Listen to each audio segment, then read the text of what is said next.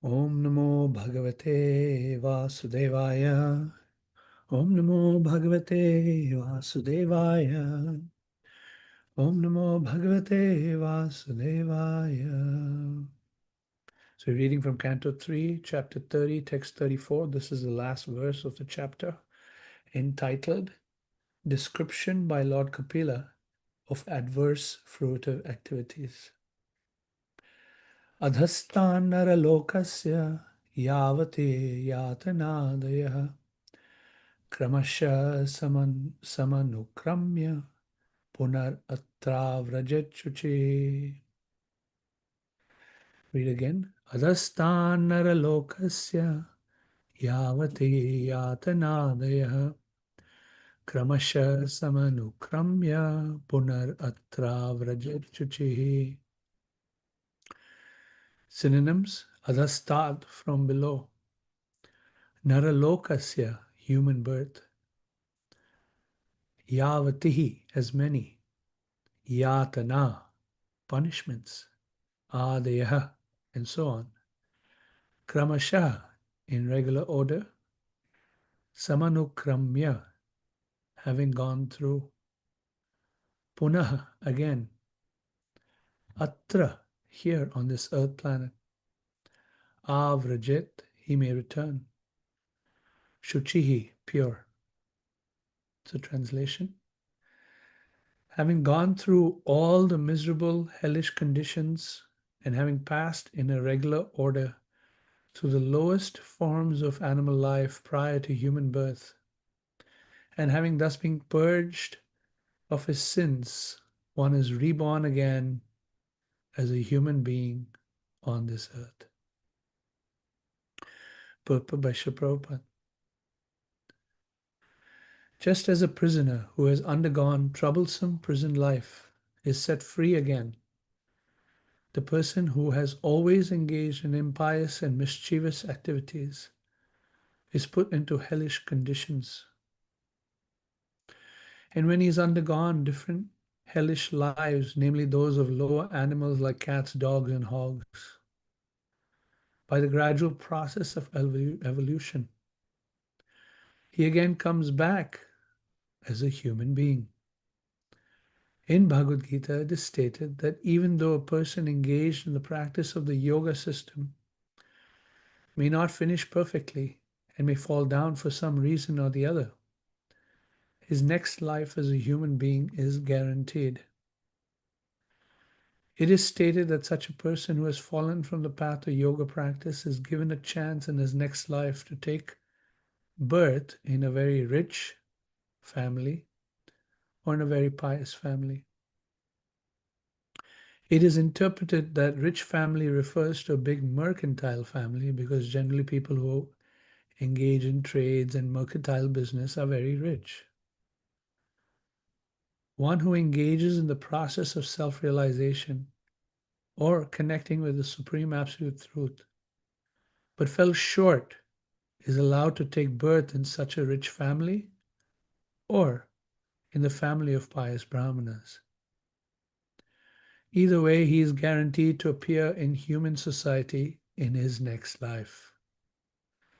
It can be concluded that if someone is not willing to enter into hellish life, as in Tamisra or Andhatamisra, then he must take to the process of Krishna consciousness, which is the first class yoga system, because even if one is unable to attain complete Krishna consciousness in this life, he is guaranteed at least to take his next birth in a human family.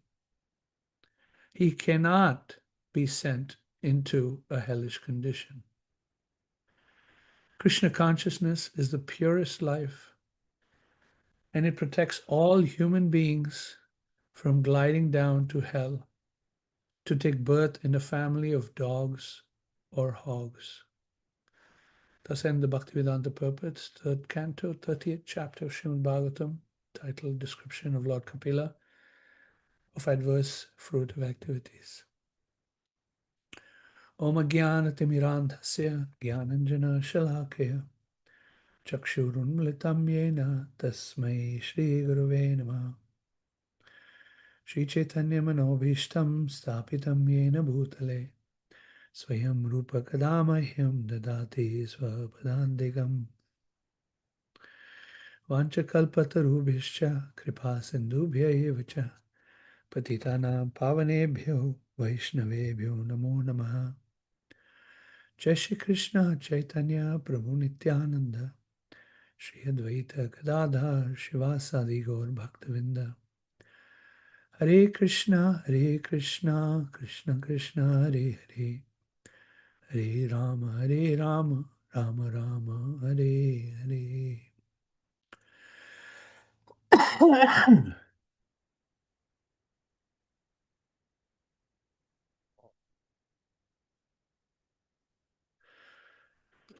Hare Krishna, good morning, dear devotees. So this is the last verse in chapter 30. We're just kind of taking a breath of fresh air after having experienced the previous verses that speak of the journey of the person who has engaged in sinful activities, trying to maintain his family.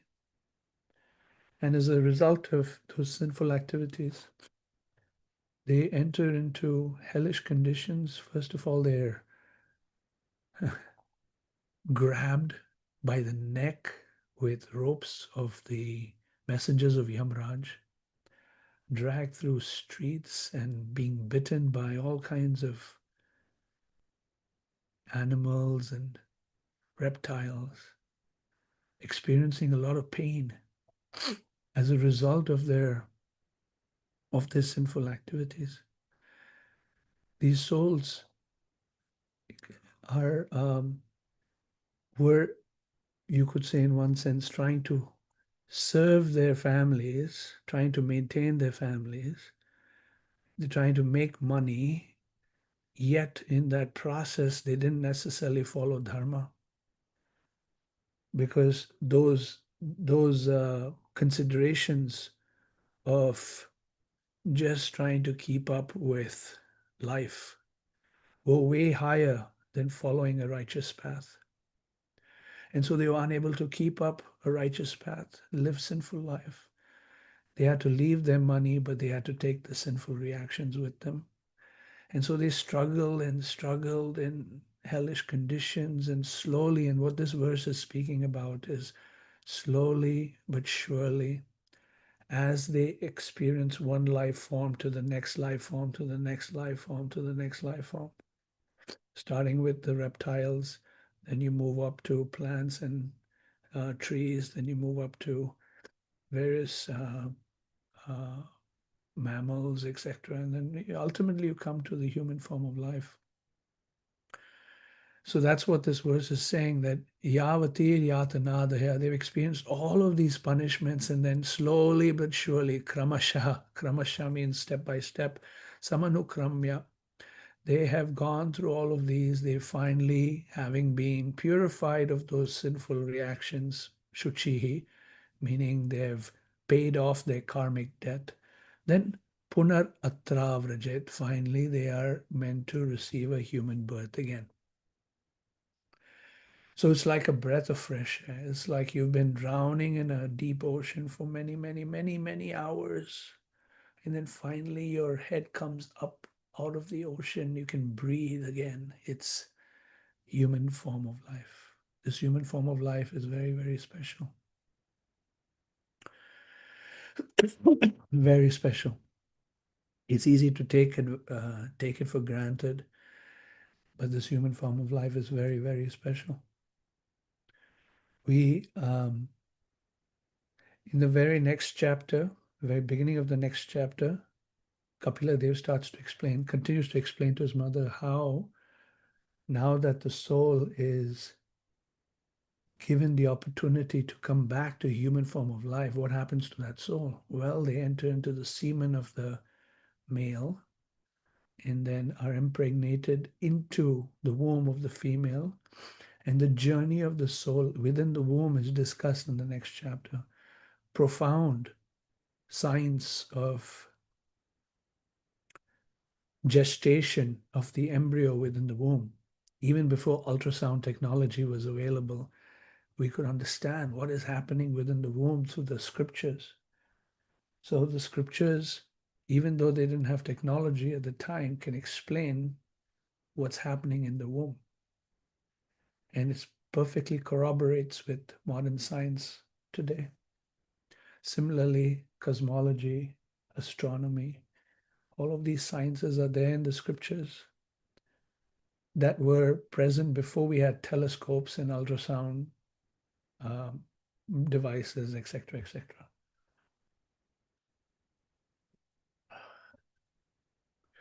So Prabhupada gives the analogy of a prisoner being set free. So I was giving the analogy of a person being drowned in the ocean and finally they're able to take some breath because now they have received the human form. Prabhupada would focus on this point so much. And I don't know that we focus on it as much as Prabhupada used to focus on nowadays, but it's something that we should really, really consider strongly, that we have been gifted a very, very valuable human life, and that human life should not be wasted. So, kaumare tacharit pragyo dharman bhagataniha dullabam manusham janma tat apya dharvam arthadham, that even though this human form is temporary, dullabham is very difficult to obtain, Prahlad Maharaj says. And he says should be used with great care in devotional service to Govinda. So our condition, if we, each of us, the question that we can ask ourselves is, where was I prior to this life? We can look at ourselves in a mirror, stare ourselves in the eye, and look at who we are today, and consider that we have we have gone through a process, a journey to get to where we are. Often, we were recently in Sri Lanka, by the way, and in one of the places that we had gone to, it's called Sigiriya Rock. And I have bad knees, but the rest of the party that I was with all went up to the rock. So I had an opportunity to be peaceful and chant my japa by myself. And as I was waiting for my family and other devotees to come down from the pretty tall rock, I was seated on a bench just observing ants and just fascinated with every step that I take. I'm going to be crushing an ant. There were so many ants there. But not just there. If you look anywhere, you see so much life. Everywhere we go, if you go to a park in the year where we are, you'll see so many ants. Just look outside our I sit outside our porch sometimes and chant japa, and I see, if you just pay attention, you see so many living entities, so many ants crawling on the floor. What to speak of ants? There's so many stray dogs in India, Sri Lanka, um, here also. And as you see these entities, to consider, I used to be one of those ants. I used to be one of those dogs. This verse is telling us that we have step by step moved from each of these species to come to where we are today. We've been promoted. We've got this amazing opportunity. We generally look for career promotion in our workplace. But this promotion is the best promotion of having received a human form of life. Now, what are we going to do with it? It's so easy to be complacent. But if we observe living entities around us, to observe that, I used to be that bug that I'm so tempted to squash right now, buzzing around my house. Each ant is a person, is a soul. Each bug is a soul. Each dog, each pig is a person, is a person like you and me, with personality, with aspirations, with and their own special relationship with Krishna. And so that soul has to unfortunately go through step by step through the species, ultimately to come to human form of life. Now, in Krishna's Bhagavad Gita, he speaks to us, and Prabhupada quotes it here, both in chapter 2 and chapter 6. In chapter 2, he says, Neha Vikramanashosti Pratyavayana Vidyate Swalpampyasya Dharmasya Trayate Mahato Bhayat. He says that even a little endeavor on this path of Buddhi Yoga, that even a little endeavor, one is Trayate Mahato Bhayat, that they are saved from the greatest fear. Prabhupada explains so many times that greatest fear is what? Gliding down back to the hellish form of life. Or to what both Vishwanath Chakri Thakur and Sridhar Swami, in this particular verse that we've been reading from the Bhagavatam, they both say these lower life forms, the way they phrase it in Sanskrit is Shva, Sukha, Adi. So Sukha is pig, Shva is dog. So that's why actually the Acharyas say dogs and hogs, really. And so when we read that Prabhupada often uses the word dogs and hogs, he's simply repeating what the previous Acharyas say, dogs and hogs, Shva and Sukha. So these lower life forms of dogs and hogs, we are prevented by the grace of devotional service, bhakti, or the grace of Buddhi Yoga, according to Krishna in the chapter 2. If we get the opportunity to engage in Buddhi Yoga, we're protected from entering into those lower life forms like dogs and hogs. However, we should not take it for granted. My goodness, think about examples like Bharat Maharaj. Bhakti, he was at the Bhava stage. He was in the 8th of the 9 stages of Bhakti, so high up there. He took birth as a deer. Similarly, King Nriga, such a pious king, he only meant well for the Brahmanas, giving them cows. Yet he ended up being a lizard. Of course, in both of those examples, they remembered their previous life. They were gifted with certain level of consciousness, even though they were in bodies of lower life forms. But the point is that we should not even take this benefit for granted, that, okay, we engage in devotional service, therefore we will not enter into a lower life form. It can happen. Even if we engage in devotional service, we can take a lower life form, as there are evidence in the Bhagavatam. And so we need to not take it for granted. It's the exception, but it can happen. And so we see here that the Bhagavatam is,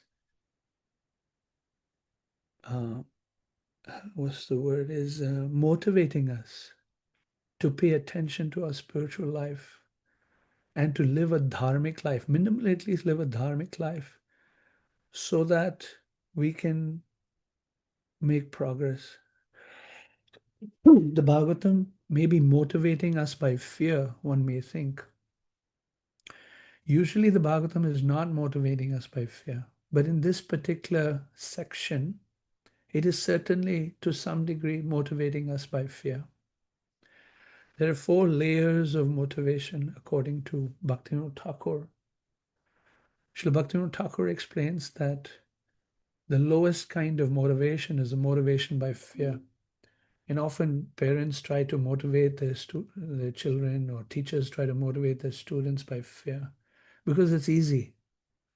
And the fear is, if you do not do blah, blah, you will be blah, blah, punished. So the consequences. That motivation by fear, it should be the last resort. But it can be used, and it's actually very, very effective. So the Bhagavatam sometimes instills a little fear in us to propel us towards Krishna, because sometimes our attachments are so strong that sometimes we need motivation by fear so that we can cut off those attachments. Otherwise, some attachments are easy to let go, and other attachments we just hold on to. We just hold on to because, attached. What to do? So sometimes the Bhagavatam will give us a healthy dose of fear to cut off that attachment.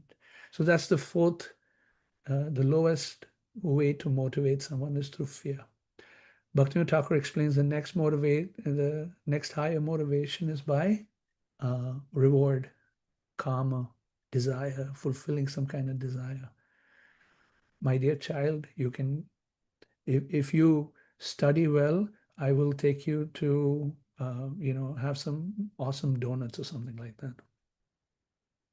So that's motivation by reward. It's higher than fear, but it's also a low way of motivating people.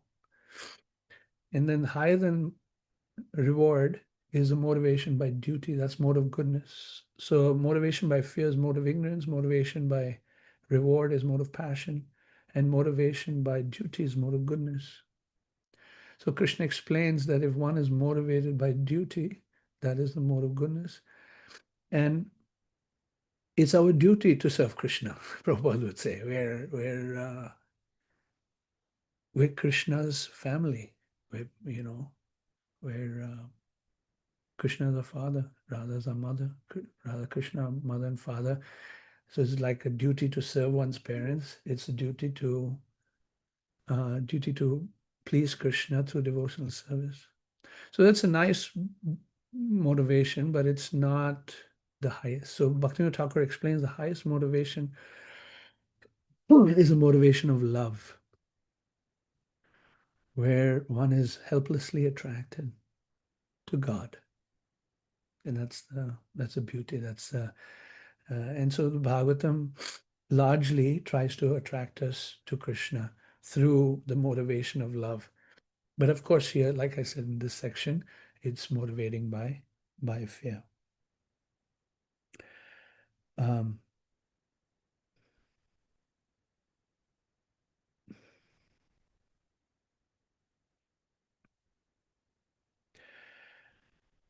Prabhupada would often tell his devotees that don't mess with the material energy. Again, these messages that we're learning in this section of the Bhagavatam is to help us be aware that our actions can have some very serious consequences.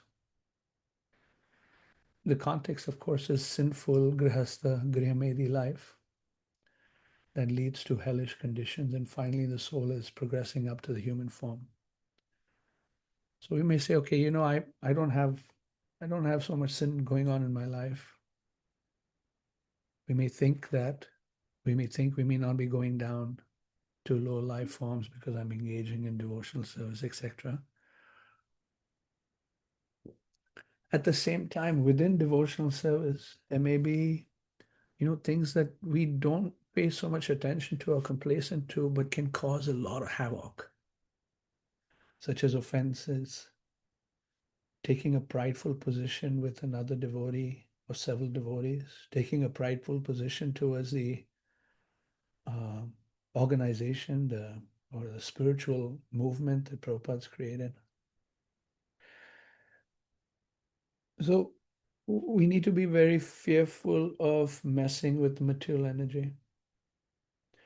And we'll see that in the great devotee's life, they have a sense of caution as they approach the material energy.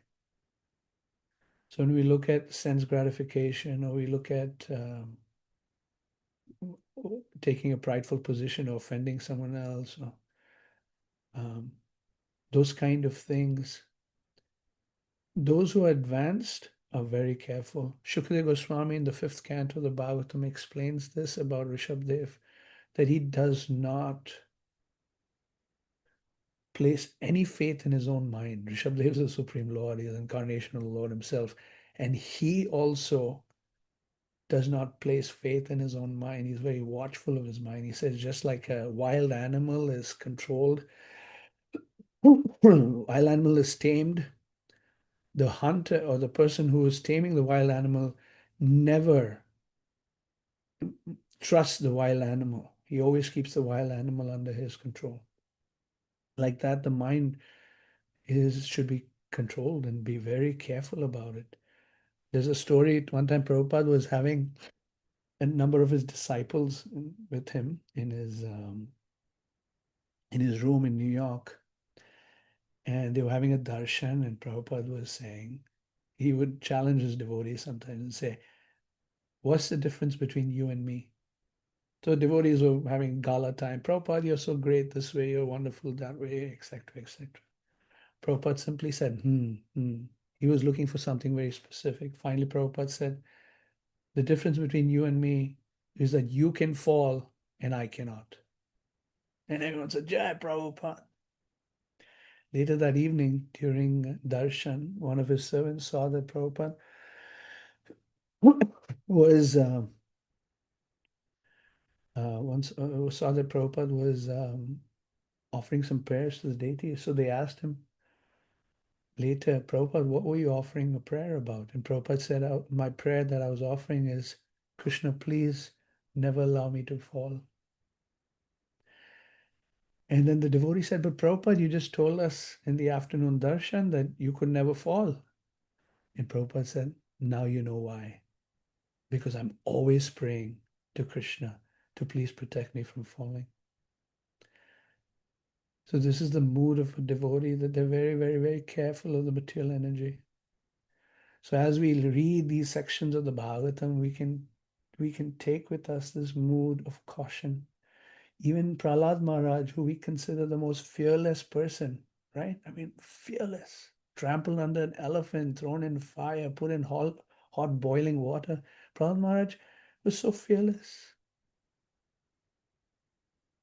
Yet Prahlad Maharaj, the one verse that he says to Nrsingadev in the 9th chapter, 7th canto, the one verse that he says, I am fearful, he says, Tastos-miham kripanavatsala dussahogra samsara chakra kadanagra satam pranita baddha swakarma bir shattamatengri mulam prito pavarga sharanam vayase kadanu.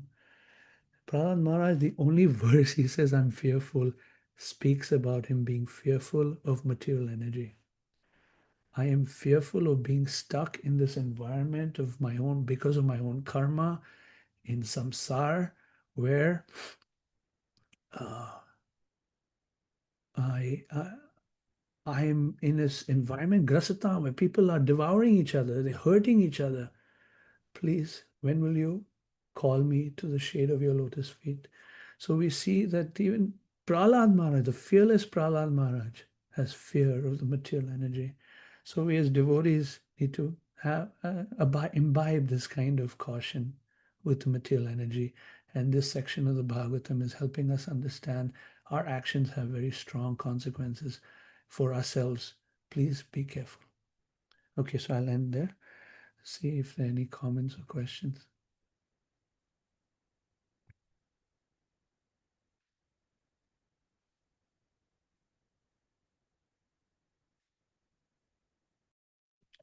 Hare Krishna, Prabhu. Please accept my humble obeisances. All glories to Srila Prabhupada. Thank you so much. Such a wonderful class. The way you articulated or narrated, most of the messages are like you just repeated, but the way you said it really, really touched my heart. So many wonderful points. At least for myself, I was thinking the fourth method, the last method, fear, Srimad Bhagavatam, it is needed for me as well. So, and the topmost, that love, and the way you explain how Srila Prabhupada, devotees never, interact with Maya. It's very true. I don't have faith in me, but I have great faith with all my teachers, previous acharyas. For sure, they are like guiding me so well, and they will take me back to Godhead. When you were saying, I was thinking about the two varieties of people, the human birth, how it's so valuable, how we are on the safe hands, how Srila Prabhupada really guides us through his books, through his disciples. Another set of people is like this human birth is to enjoy, just enjoy. Because cats, animals, they cannot enjoy. Only human people, we can enjoy. At the same time, how Srimad Bhagavatam is guiding us, human birth, you have to be very serious. So I'm very grateful for all our teachers, our acharyas, and thank you so much. You brought up very beautiful points. I really enjoyed your class, Prabhu. I can see you're very sick, still not recovered, but still you really, the way you narrated it really touched my heart. Thank you so much. Feeling very grateful. Thank you, Mataji.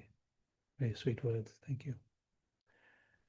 Yeah, I'm still struggling with the exotic virus from Sri Lanka Dham. It's been 12 days now. Okay, anyone else?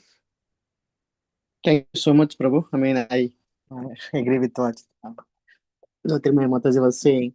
So, I mean, for the beginning of the class, you mentioned about, right? I mean, we were one of those living entities, right? I mean, like ants or dog or whatever. Some many times in our past lives, right? Millions of lives that we took.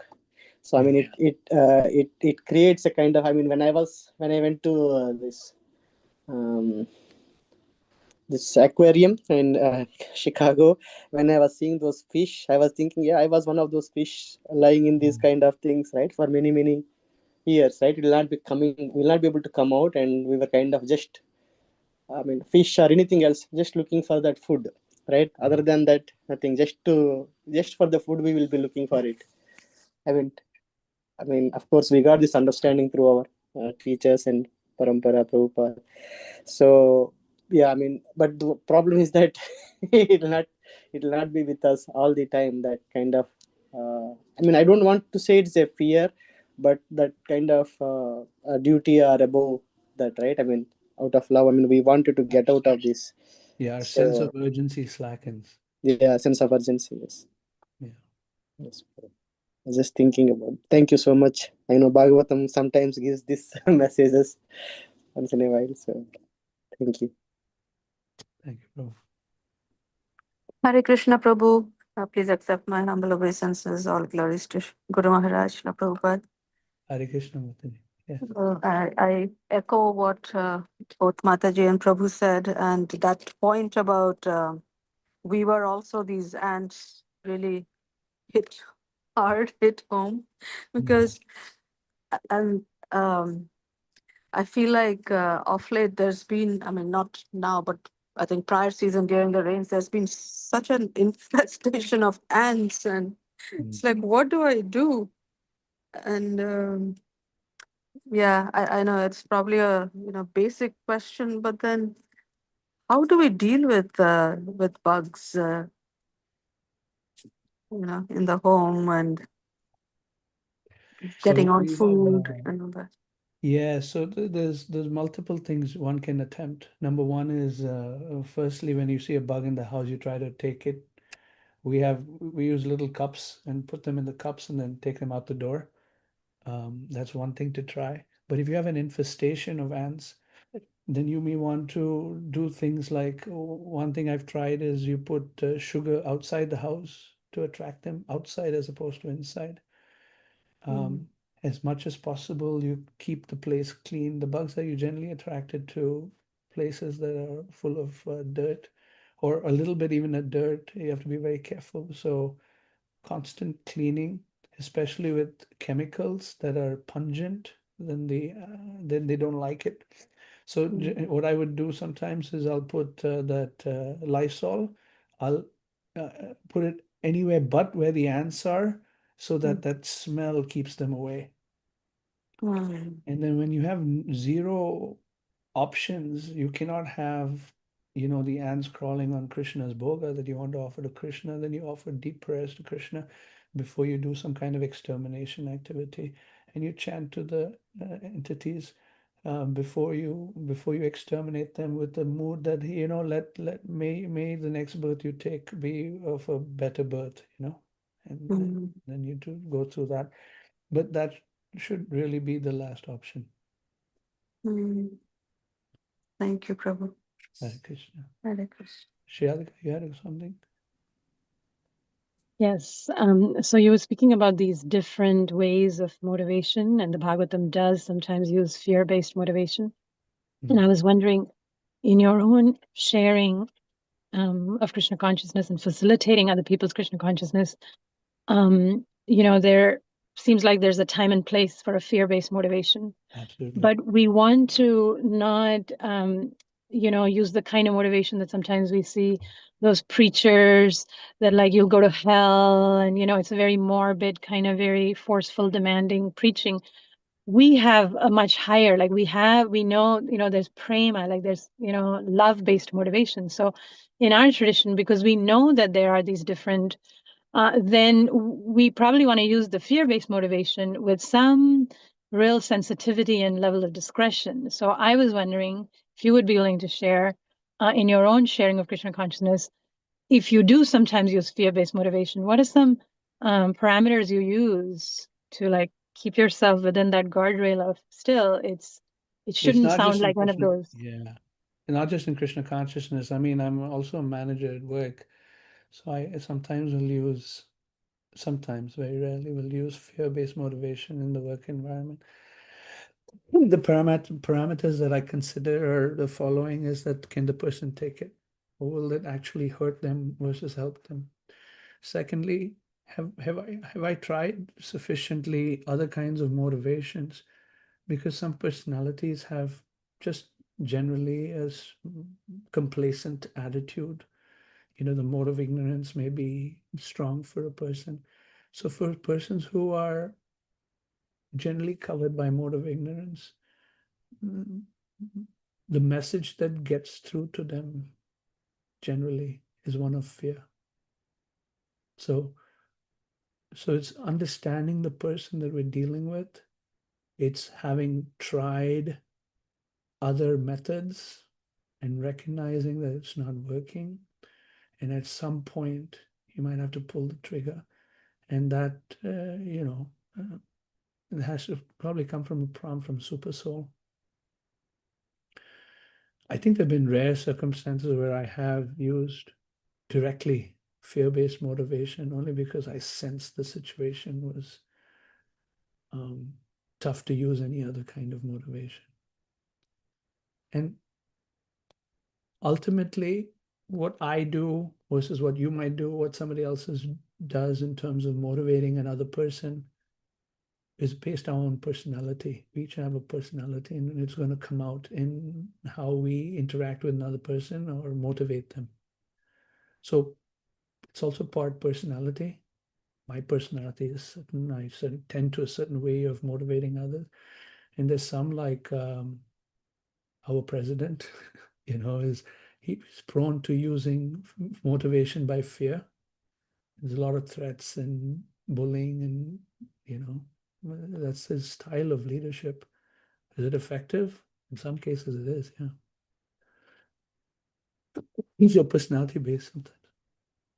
Thank you. And I was thinking also from the life of Srila Prabhupada, or by studying the life of Srila Prabhupada, we can really get such a spectrum, these nuanced ways. I mean, just so very liberal, especially in the beginning with those early disciples. And so, yeah, I think studying the life of Srila Prabhupada can give us a lot of insight. Great point. Yeah, absolutely.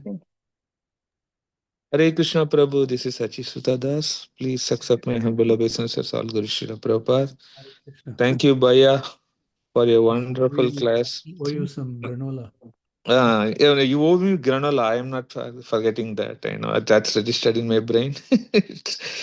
And okay, I have a presentation next week on the topic training biological intelligence to non-biological intelligence. And I was leaning on inheriting from higher intelligence, wisdom, and to non-biological, which is AI.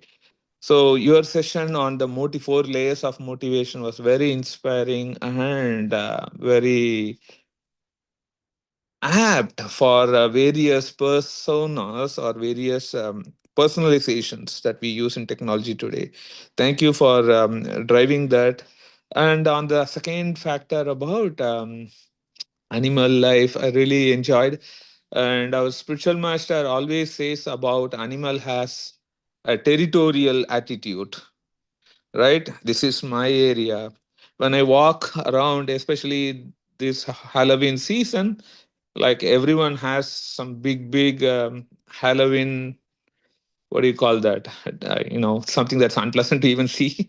Okay. And when I walk with my cold weather with the hoodies and all those things, it's just, oh, don't even step into my zone. That territorial nature. Say, wow, this is animalistic life that people everyone is carrying, the territorial. And secondly, like you can see here in the US, we don't have the most of them don't have the fence between their houses. But you can see how many big rocks they put as a fence. That's other shows the carry away of the territorial nature that we, even though we are passed from the evolution, like from various animal life to the human life, we still have some of the actions and behaviors that's getting carried away. That's my thoughts, Prabhu. Thank you. Your session was so wonderful, as Jyotirmaya was saying. A lot of learnings in this package of half an hour. Thank you. Thank you, Prabhu. Hare Krishna. Hare Krishna. Okay.